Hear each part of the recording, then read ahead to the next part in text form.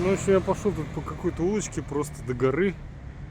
Тут в красивые места автобус почему-то не везде ездит. Или я не нашел в гугле, может он есть другой какой-то. Отличие сразу бросается. Это шел буквально 10 минут от океана. И здесь такое вот все зеленое. Такие вот скалы пещеристые. Выглядит как Таиланд.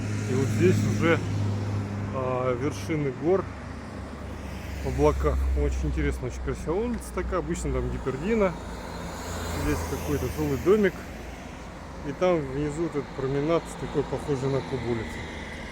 Это Ла Пальма. Этот как Санта-Крус де Ла Пальма. Ну вот такой здесь. Прям Таиланд. Но немножко стиль другой, а в целом все зелененькое. Всем привет с Ла Пальмы. Офигенный остров, с берега как-то он так не смотрится. Заходишь чуть-чуть вглубь. Я уже там выкладывал фотки, такая под кубу прибрежная зона, там такой старинный городок, очень красиво. А здесь везде горы, и все очень зелено. Я просто так вот оглядываюсь вокруг. Здесь как бы ничего такого особенного, но не нашел я машину. Там что-то все разобрали. Даже за 45 евро уже нельзя снять машину. Надо заранее, наверное, искать машину здесь. Вот. И просто хожу пешком, вот куда могу. Уже поднялся чуть в гору. Красотища вокруг. Напоминает Тайчик, все зеленое, все растет. И в общем-то прям Ла Пальма очень рекомендую. Прекрасный остров, очень много интересных достопримечательностей. Я посмотрел там по Google карте, там какие-то каньоны, цветные водопады, вот эти леса мшистые. Тут очень много чего есть посмотреть. Тут можно, не знаю, неделю, мне кажется, можно тусоваться. Но минимум 2-3 дня точно.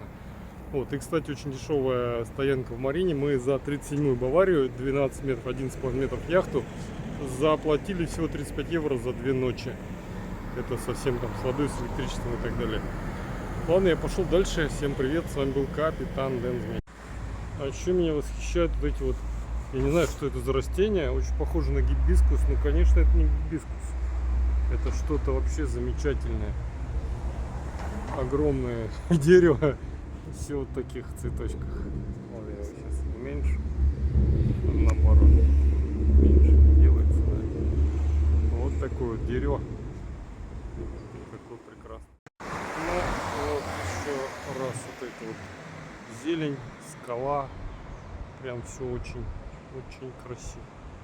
Ну и конечно не могу пройти мимо такого шикарного кактуса. Хотя у нас везде растут. Просто как все живописно. А вот это уже гибискус настоящий. Тоже огромнейший куст, где-то детская школа, слушайте крики, да. Просто гибискус, он всегда прекрасен. А в таком количестве у меня просто взрыв мозга, красота. Прикол, дома стоят прям вплотную к такой вот каменной стене. Не знаю, интересно, как там вообще жить спокойно. Ну, наверное, прикольно. Можно там сделать себе скалолазный маршрут прямо под окнами при желании. Ну и вот зеленя везде. Просто везде зелень. Ну это рынок, нифига себе. Во-первых, здесь вот такие ананасы. Дорогущие, правда, такой огромный редис. Не знаю. Мандарины обычные. Финик обычный. Ананас, конечно, дорогой. Евро. 8 евро ананас. Наверное, привозные. Все просто пахнет стариной. А, я вот по этой улице ходил, да, я что-то уже заплутал. Или нет, вот по той, да, вот по этой. Просто там уже пляж большой, песчаный. Но пляж я не пойду. Это уёчки, еще пчелки летают и бабочки. Это же замечательно. Мне вот эти пушистики тоже очень нравятся. Какие они просто невероятные. И вот здесь какие лопухи. Ну это, блин, вот Таиланд. Это реально как Таиланд. Такие штуки. Такие вот здесь улочки. Все аутентичное, в древнем стиле. Как я вчера говорил, уже везде вот этот типа щелкунчика. Просто здесь везде. Вот даже вот здесь почему-то какие-то с ним сувениры. Какой-то национальный герой. Вот такой домик интересный, синий-черного стиля. Вообще не все тут цветные и разные. В общем-то, все такое очень красиво и интересно. Я снова хожу по этой улице и продолжаю восхищаться всей красотой. Явно что-то старинное, аж дерево выросло там на вершине дома. Вот такой тут фонтанчик, голубь купается. И опять тут везде красоте, нереально. Такая культурная старина. Но тоже все очень прикольненько. Ну вот опять тут красотень, такая уже больше на новострой похожа. Ну все в таком стиле выдержанном, старинном. Аламеда джинс здесь. Джинсы Аламеда. Вот какая-то еще достопримечательность. Все туда заходят. Опять же все зелено, все вот красиво. Необыкновенно, как другой мир. Дерево красиво зеленое, кафе на входе. Камешками выложено. Это какой-то Кастильо де Санта. Это замок Святой Каталины. Вот тут ров, типа мостик. Вон человек играет. Сейчас мы монетку бросим. Ага. Такое. Маленький замочек такой. С пушками, как обычно, с фортами. Ну, в общем, такие тут бойницы. Вид на океан, на море, наверное, с этой стороны кто-то прибывал. Здесь вид на Пуэрто, вон детки на пушках сидят, развлекаются на старинных ржавых. Такой небольшой замочек, что-то здесь какой-то форт был, наверное, на подступах. А здесь достаточно большой песчаный из черного песка пляж, без волны вообще. Такой тут скверик прикольный. Люди сидят везде, кафешечки, столики. В общем, красотень. Везде все красиво, культурно, все под старину. Прям Куба, только такая, немножко более цивильная, я бы сказал. А это вот он. Это какой-то... Надо почитать, если тут есть. Вот в честь кого все это сделано. Тут даже памятник ему стоит.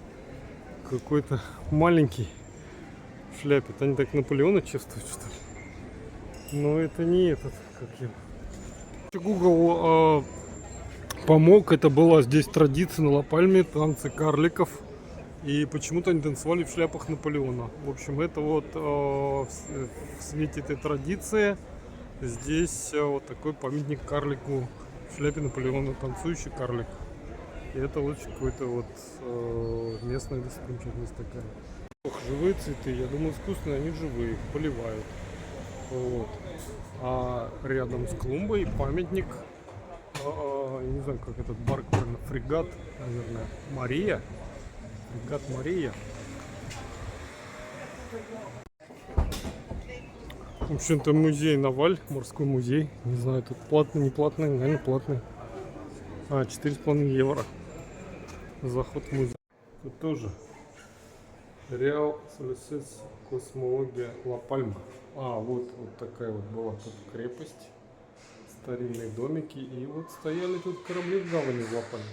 А это шляпа древних конкистадоров. Тудум.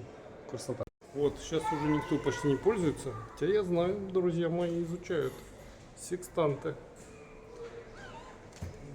Здесь история разных кораблей.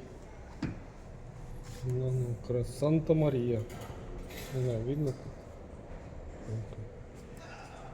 Это Порто-де-Моха. Не. Это же этот корабли Колумба, я так понимаю. Вот они. Вот Санта-Мария, Ла-Нинья и Ла-Пинта. Это корабли, которые Колумбус, Ислас-Азорес, Лисбоа. Вот они шли вот такими вот путями. Вот они шли путем из Кадиса, мимо Канар. Прошли по всем островам. Какой-то корабль пошел к Кабо-Верде. Это Пинта. Это Пинта. Главный, самый большой корабль, он был, по-моему, не помню, 25 метров, что ли, сейчас тут не написано. Вот. Был Санта-Мария, колумбовский. Остальные были маленькие. Вот у нас примерно такие же лодки, 17 метров, самая большая. В таких лодках было до 40 человек. Ну, это всякие приборы, винты металлические, очень все прикольно, компасы. Корабль, по-моему, Гамбург называется, в миниатюре. Вот. Надпись. Прикольный. Сан-Мигель. Интересно. Прайс, трехмачтовый барк. Прикольно. Но это Сан-Джованни Батиста 1598 года. Вот так вот. Винда такая большая. Какой-то там крестоносец. На нем шел макета де Галеон процессионале де Сан Тейму. Аж 1681 года. Эмилио Родригес Гарсия сделал этот галеон. С носа корабля похоже. Это какие-то трубы подзорные такие. Смотрите. Ну, в общем-то, тут везде корабли разных годов постройки, копии. Это вот мечи. Репродукция стада сир Францис Дрейк. Эх ты, какой-то 16 век. А это тоже 16 век, сабля такая с рукоятью. Красивая. Фигурка с какого-то из кораблей. А это вот такие фонари древние. Интересные. Хэри Роблс. А это какой-то уже более современный, но тоже такой. Ла Пальма. Ла Пальма 1912 года. Интересно, это был такой корабль. Ну, тут еще второй этаж. Тоже тут макеты, как делались эти корабли, форма кораблей разные. Вот еще один. Ла Фама де Канария. Это что за корабль? 1870 года. Санта-Крус де Ла Пальма. Ходил тут такой корабль. Офигеть. Старинные. Кстати, на одной лодке похожие были у меня знакомые. Только более современные такие. И вот такой вот корабль. 1873 год. Левердат называется. В новом корабле. Туда заходить нельзя. А птички только туда заходят. Людям нельзя. Но можно зайти вон туда. Сейчас что я и сделаю. Мачты деревянные. Марсовое поле. И тут около музея Наваль возводят сцену. Тут каждый день какая-то движуха. Вчера там концерты посреди площади были. А сегодня что-то будет здесь. Наверное, шоу какое-то с танцами, песнями. Если не ошибаюсь, это платан дерево называется. Вот такое оно. Толстенькое такое. Жирненькое.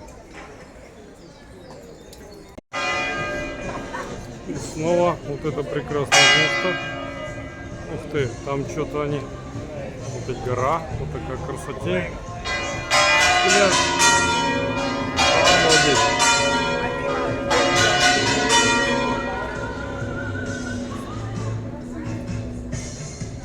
Где это было? Памятник. Да, Патрику, наверное. Да, точно, это памятник Святого Патрика. Святой Патрик здесь был. И это, наверное, церковь Святого Патрика. Очень красиво. Просто все перфект. Очень интересно. Ну, в общем-то, я возвращаюсь к порту. Сегодня солнечно. Уже такие аутентичные домишки почти закончились. Но это такой вид прекрасный на гору. Пальмы. Все опять же зелененькое. В общем, Ла Пальма, она прям вся в пальмах. Ну вот, sweet home. Я вернулся на лодку. Передохнуть, перекусить, осмотреться. Машин дешевле 45 евро не предлагают. В одну харю что-то меня ломает ехать. Сейчас посмотрю транспорт. По Google не показывает. Все достопримечательности только на машине. Пешком 11 часов. Там на какие-то водопады. Вот Мариночка такая прикольная. Гладкая вода. Волны нет совсем. Качки нет совсем. И очень много места под разного размера лодки. Даже тут катамаран приходил вот сюда. Вот, а прикол в том, что вот там вот гейты, ворота. Когда никто не выходит, не заходит, там надо заранее их вызывать по радио на 9 канале. Сначала на 6, чтобы пройти вот этот порт. Они скажут, что не мешаешь, проходи. Потом говоришь на 9, что я прихожу, они открывают вот те гейты. А закрываются они там такое, как шлюз, чтобы волна не попадала. Но он там видно, где красный горит. Вот. Ну, в общем, такая вот тут маринка интересная. Пошел я домой.